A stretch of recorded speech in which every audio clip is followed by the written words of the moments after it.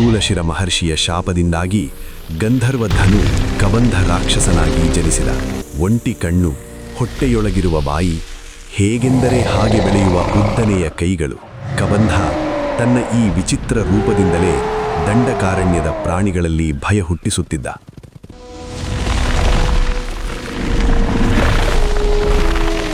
ಮರಗಳ ನಡುವೆ ಅಡಗಿ ಕುಳಿತು ತನ್ನ ಉದ್ದವಾದ ಕೈಗಳಿಂದ ಜೀವಿಗಳನ್ನು ಹಿಡಿದು ಹೊಟ್ಟೆಯಲ್ಲಿರುವ ಬಾಯಿಯಿಂದ ಭಕ್ಷಿಸುತ್ತಿದ್ದ.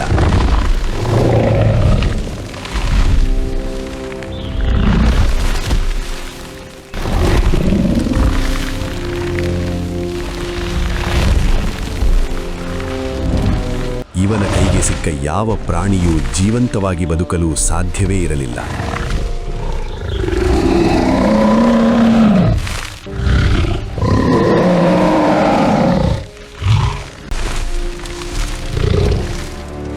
ಅದೊಂದು ದಿನ ಶ್ರೀರಾಮ ಮತ್ತು ಲಕ್ಷ್ಮಣ ಸೀತೆಯನ್ನು ಅರಸುತ್ತಾ ದಂಡಕಾರಣ್ಯದಲ್ಲಿ ಸಾಗಿ ಹೋಗುತ್ತಿದ್ದರು.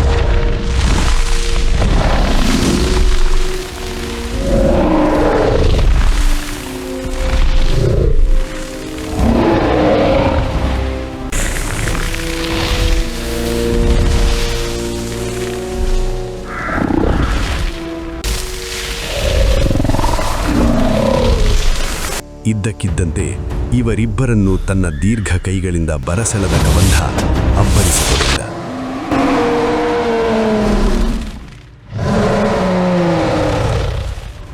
ಈ ಘಟನೆಯಿಂದ ಕ್ಷಣಕಾಲ ಗಲಿಬಿಲಿಗೊಂಡರೂ ಶ್ರೀರಾಮ ವಿಚಲಿತನಾಗಲಿಲ್ಲ.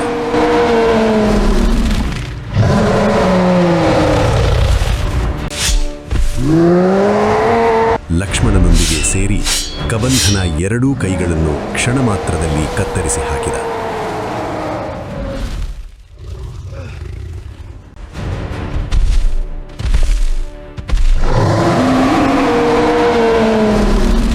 ಶ್ರೀರಾಮನ ಹೊಡೆತಕ್ಕೆ ಕೈಗಳನ್ನು ಕಡಿದುಕೊಂಡು ಭೀಕರವಾಗಿ ನೆಲಕ್ಕುರುಳಿದ ಕಬಂಧ ತನ್ನ ನಿಜ ಕಥೆಯನ್ನು ಅವರ ಬಳಿ ನಿವೇದಿಸಿಕೊಂಡ.